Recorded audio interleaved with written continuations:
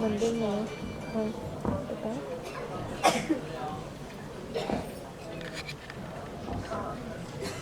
अच्छा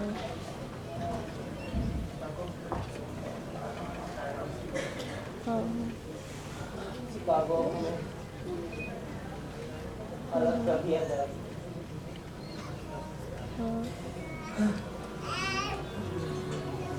हम फिर कभी शायद ठीक है मैं दोनों से बात कर लेंगे।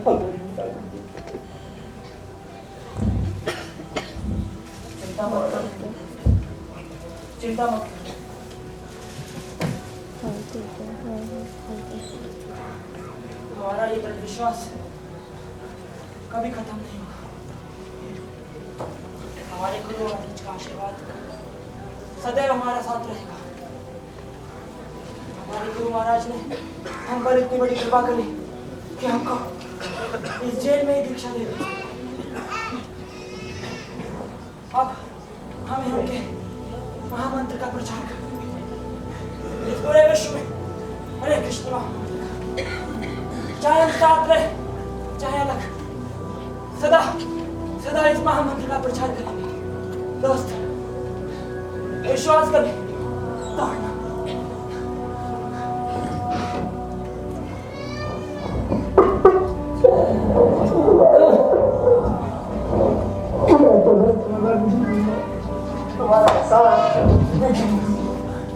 अरे आप खाना जा रहे अब छोड़ दो, छोड़ दो।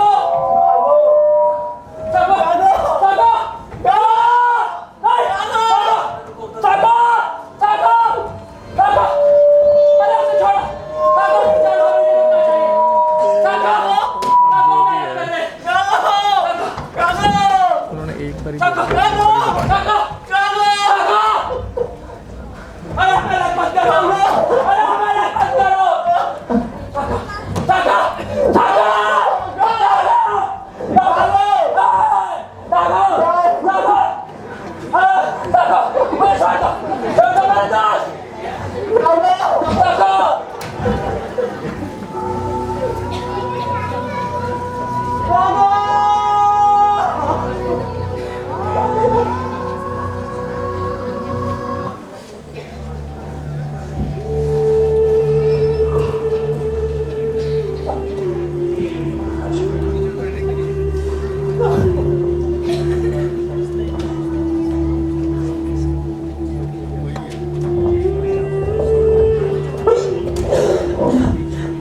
जेल में दीक्षा के पश्चात गागो का नाम हुआ सर्वभवन दास और साको सची सुंदरदास।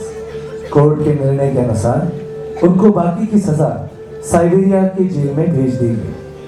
हालांकि भक्तों ने इन पीड़ाओं को निर्भीक होकर दृढ़ संकल्प के साथ सहन किया, किंतु लगातार कष्ट और भोजन में केवल ब्रेड के कारण अत्यधिक भूख से उनका भौतिक शरीर कमजोर पड़ने लगा।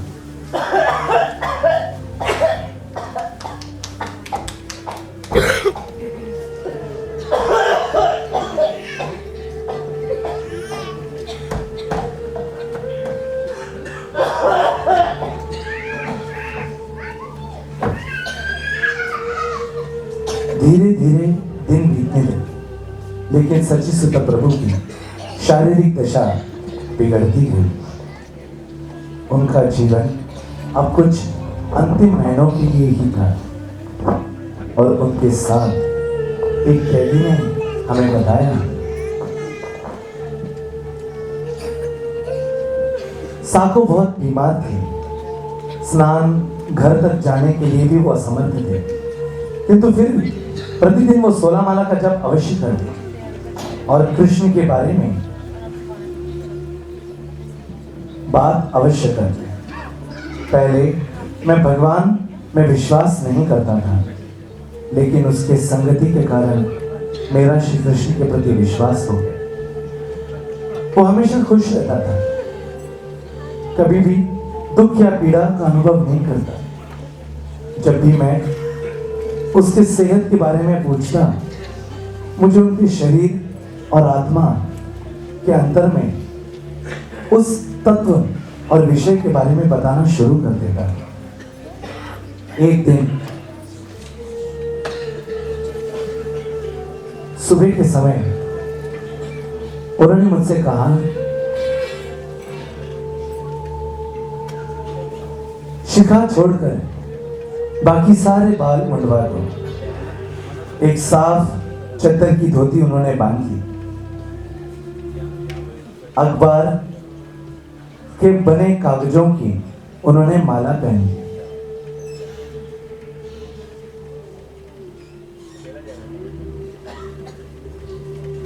जिससे हम दांतों का मंजन करते हैं, उस मंजन से यानी टूथपेस्ट, उससे उन्होंने शरीर पर 12 तिलक लगाए।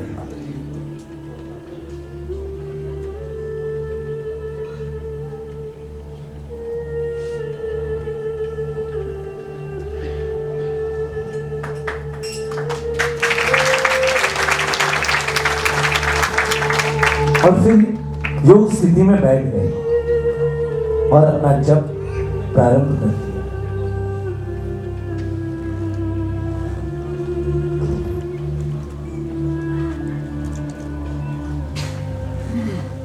कुछ समय के बाद वो मूर्ति के समान हो गए और जब उनके सहपाठी ने उनसे बात करनी चाहिए और उन्हें हाथ लगाया, तब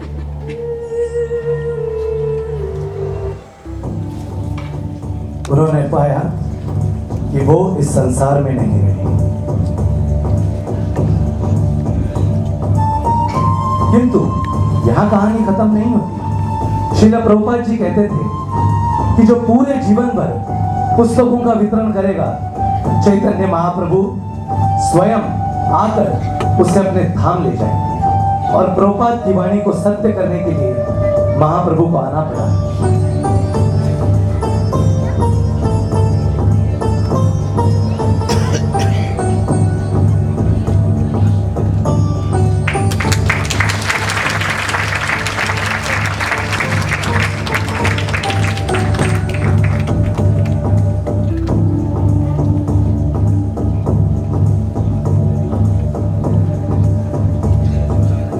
कैसा लगता है जब भगवान का सुंदर स्वरूप को देखकर भक्त का जीवन सफल हो जाए।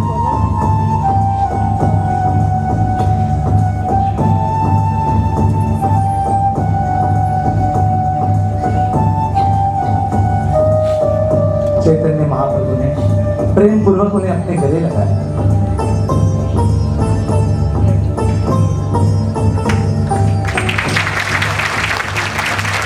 और साथ ही उन्हें नवदीप धाम के दर्शन कराए और वे महाप्रभु के साथ धाम की ओर चले।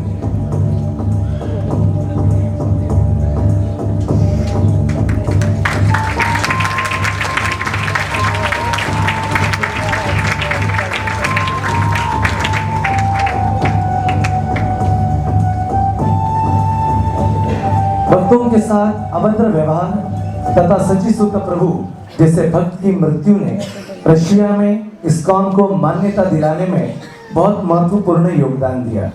जो बीज श्रील प्रभुपाद ने अपनी यात्रा के दौरान 1971 में बोया था, वो 1990 में अंकुरित हुआ और इस्कॉन को सरकार की तरफ से पूर्ण मान्यता प्राप्त हुई। और इन्हीं महान भक्तों के बलिदान के कारण आज रशिया में 100 से अधिक मंदिर और हजारों भक्त हैं। आने वाले समय में भक्तों के त्याग के कारण नए मंदिर खुलते रहेंगे और ये कृष्ण भावनामृत का अद्भुत आंदोलन इस कलयुग में श्री चैतन्य महाप्रभु की भविष्यवाणी को सत्य करेगा।